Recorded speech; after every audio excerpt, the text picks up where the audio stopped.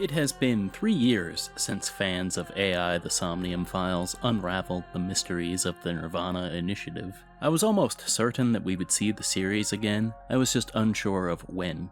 I received my answer in the spring of this year when No Sleep For Kaname Date from AI the Somnium Files was revealed at a Nintendo Partner Showcase. Despite the fact that it was very clearly a side game, No Sleep For Kaname Date quickly jumped to being one of my most anticipated games for this year. I certainly wasn't expecting to be blown away like the prior two games, but I was still really excited to be in the world solving mysteries again. Well, the game is released now, so let's take a look and see how it turned out.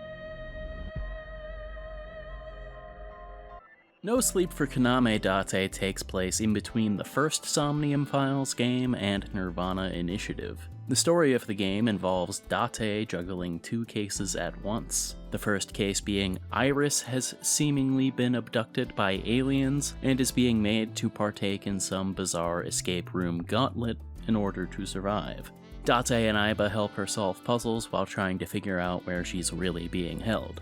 The second case is arguably even more bizarre. A mysterious pod is found in a warehouse, with the only hint as to what it is being a note that says, "Sink me."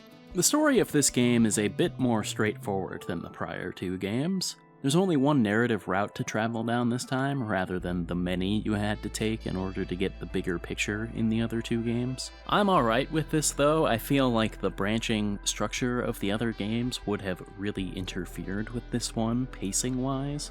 Another reason I'm so agreeable to a simpler story is that when you have characters that are as fun to interact with as Date and Iba, it's alright to just let the interplay between those two and the rest of the cast carry the story forward. The supporting cast was as entertaining as you would hope they would be. As always, I enjoyed when favorites such as Mizuki, Boss, and Moma were around, but I also thought that the new characters were nice additions as well. Akemi is enjoyable enough as an antagonistic escape game host, and Hina brings a flavor of nerdy energy that is pretty distinct from Pewter's. Despite the story being relatively self-contained, I think the game had a couple of solid moments of stellar character writing. The first two Somniums in this game took me on a ride I was unsure of at first, but really came around to by the end.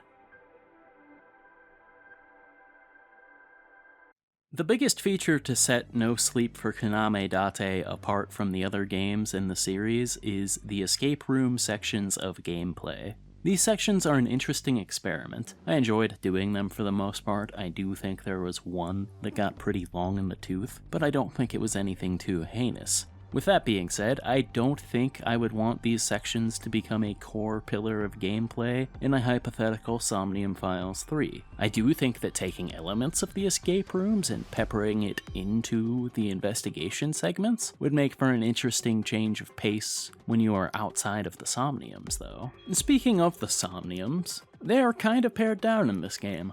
Luckily, they still follow the same rules as in Nirvana Initiative, so there is still this sense of cause and effect with your choices, rather than just picking an option and hoping for the best. The Somniums do generally feel kind of like a flowchart in this one, though. I never really felt like I had to sweat the time limits in this game, and that was all while still picking the obviously wrong options to see what kind of silliness would transpire. I do think that the Somniums accomplish their goal in this game. They work excellently as a melding of gameplay and story, and still provided my favorite moments in the game.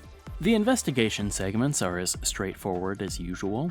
You go from place to place and talk to people to uncover some more details about the case. There's no crime scene reenactments like in Nirvana Initiative this time around, so there's not really anything to break up the dialogue or flavor text. I think it's for the best that the investigation segments stay simple, since the escape rooms already serve to contrast the Somniums. One thing that you can find during the investigation segments is a boatload of gag endings. Since there are no branching paths this time, they just went full send on a bunch of goofy fake endings. These ranged from the classic, ask the lady at the desk to go on a date, to examine fireworks enough times and Date will cause property damage. All of the ones I found gave me a good laugh, and I think this is a pretty acceptable substitute.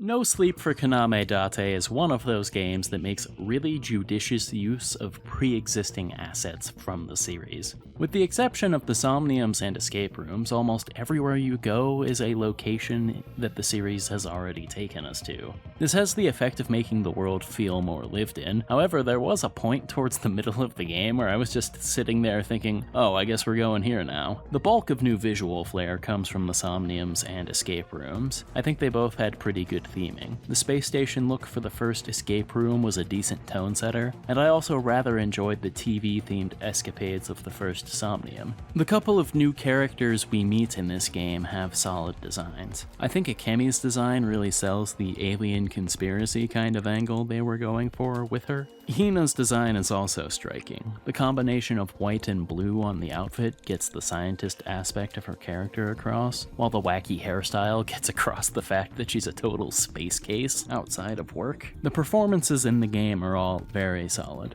Greg Chun, Erica Harlacher, and Allegra Clark all do an excellent job as Date, Aiba, and Boss, respectively. There are few things I enjoy more than hearing banter back and forth between those three. Everyone else is backed by a good performance as well. It feels like there's a level of familiarity with the characters that allows the cast of the game to really enjoy themselves when bringing the characters to life. No Sleep for Kaname Date is pretty much what I expected it to be. It is a fun trip back into the world of AI the Somnium Files. It's not anything too substantial, but I still recommend it if you're a fan of the series. The story is relatively self-contained, but I do think it does a good job at making itself interesting. The intriguing mystery combined with the fun and enjoyable characters make this a case worth solving.